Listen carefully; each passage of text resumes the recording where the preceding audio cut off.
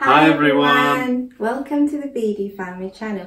Thank you so much for joining us. Today I'll be sharing with you our personal experience about being a mixed culture family. As I mentioned in our first episode, I was born in England, although I'm originally from Uganda. I also grew up and studied in Uganda until I moved back to England 14 years ago. I think the first culture topic we're going to discuss is language. I personally speak 3 different languages fluently. Bill, how many languages do you speak fluently? I only speak one language fluently, and that's English, but I'm trying to learn yours. And one day I think I might surprise you. So I speak English fluently, but I also speak 2 languages from Uganda, which are Luganda and Lusoga. Since moving and settling in England, I regularly search for Ugandan programs to watch with my family. I think this helps to maintain that connection with Uganda, especially since some of the programs are actually presented in Luganda or Lusoga, so that helps our children to get familiar with the language. I also have a Spotify playlist with songs in Luganda and Lusoga, and I usually interpret the meaning of these songs, which I think also helps. It does. We do quite a bit of dancing to my playlist in our kitchen, don't we? We do. Usually over the weekend when we have more time. Yeah, we do. Although I'm not a particularly good dancer. So have you picked up some words in Luganda or Lusoga? I've picked up a couple of words. The first one, Oli chair, meaning hello. And I'll respond by saying Ndibulunji, which means I'm good. Any others? There's Webele, that means thank you. And I'll respond by saying Kale, which means that's all right. Is there anything else you'd like to add to our topic of language? Things I particularly use are like phrases and sayings. Like for instance, red sky at night, shepherd's delight. Brenda didn't know what it meant, but it's a saying that means when the sky is red in the evening, it means the weather for the next day is going to be good. Yeah. Which is a typical English thing because we are very focused on the weather. Yeah, that's true. I do find some statements puzzling because I didn't grow up here, and there are also different statements that are unique to Uganda, so I can completely understand that language and how you express it is cultural, and I think it makes life more interesting because we learn from each other, which I think is really cool. Yeah, it is. Yeah. So the second culture topic we'd like to talk about is food. One of my favourite topics. I guess we're exposed to different kind of foods growing up, and I grew up eating a type of food called matoke in my family home in Uganda, which is a class of green banana that you can cook and eat while it's still green. The matoke is peeled and cooked by being steamed, and it's wrapped up in banana plantation leaves, which just gives it an amazing texture and flavour. It's nice. It's normally served mashed up, and it's not really sweet like a yellow banana, but it's just really tasty with stew. Any stew like chicken stew or beef stew or vegetable stew, it just goes perfectly with stew. Literally melts in your mouth. And the stew I had growing up was cooked with quite a lot of flavour added to it, from spices like curry powder and black pepper to onions, peppers, carrots, sometimes mushrooms, and lots of other tasty veg. And all these ingredients really enhance the flavour, and it just tasted amazing. You liked matoke, didn't you, when you visited Uganda? I loved matoke. It's quite similar to mashed potato, but with a real melt in the mouth texture, and it is really delicious. If you ever get a chance, try it. Yeah, it's really tasty. And in my family home in Uganda, matoke is mashed up and a little bit of butter is added to the matoke to enhance the flavour. You also took a shine to chapati, didn't you? Yes, I did. And I still love chapatis. Yeah. So basically, in my family home in Uganda, we normally have a buffet, mainly because we grew up on a farm. So there's normally a buffet for the main meal, consisting of chapati as well. And my grandmother made the tastiest chapatis I've ever had. And you really enjoyed chapati when you went to Uganda, didn't you? Yeah, I just want to have chapatis every day. And when we come back, because I love cooking and baking, I cook Brenda's grandma's chapati recipe every weekend. Yeah, you do. You're really amazing at making chapatis as well. A lot of practice And now. we will actually make a video of you making chapatis.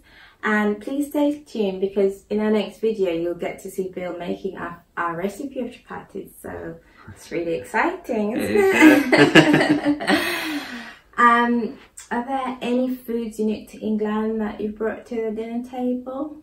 The foods I've mainly brought to our dinner table are more puddings, sort of berry puddings. It's definitely British, because I didn't really eat British puddings as such in my family home in Uganda.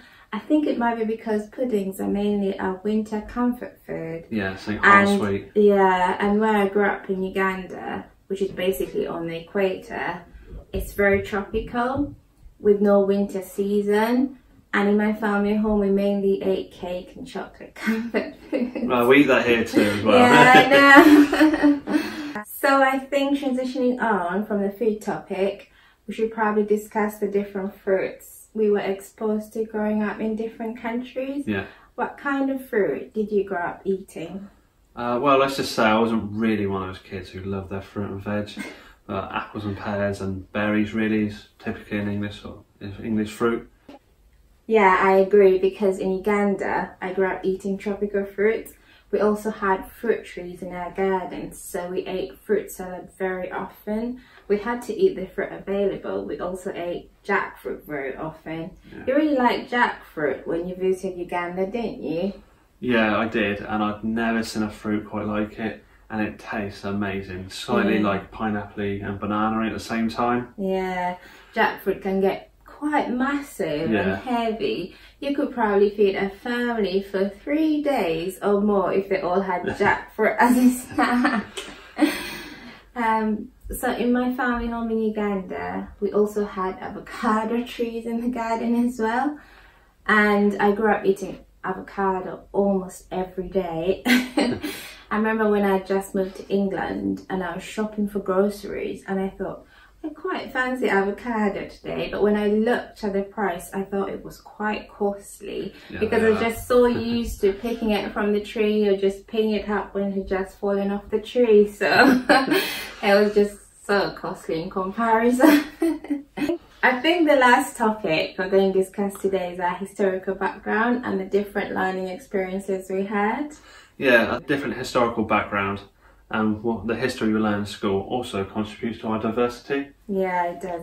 That's true, because each country has its own unique history, and I think that's really cool. I learned the history of Uganda and different kingdoms and African history. I was taught a bit of European history.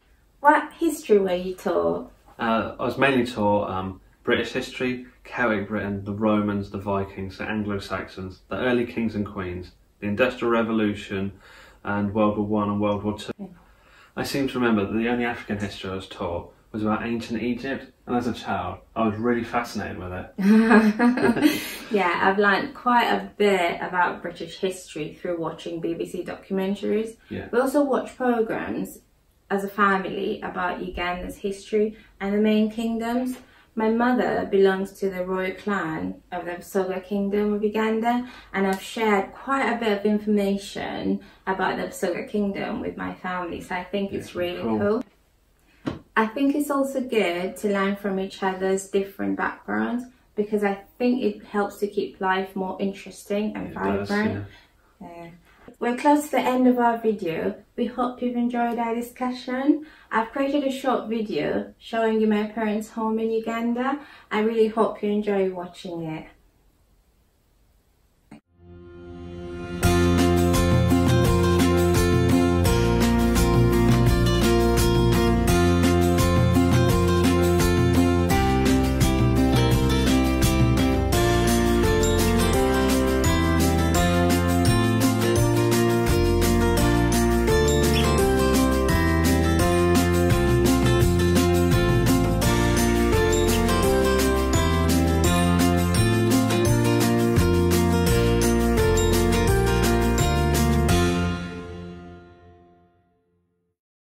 Thank you so much everyone for watching. We really appreciate your time.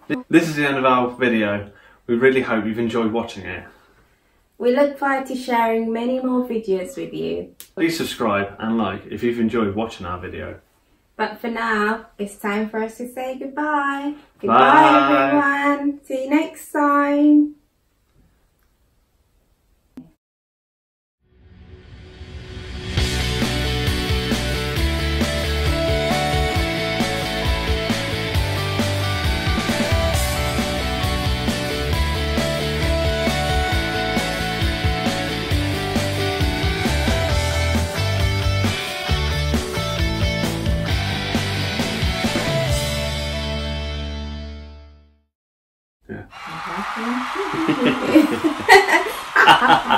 Like around his mouth.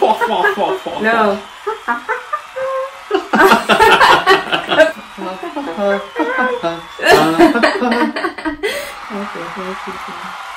You're ready to go, but we have to smile at the end of that, so that transitions.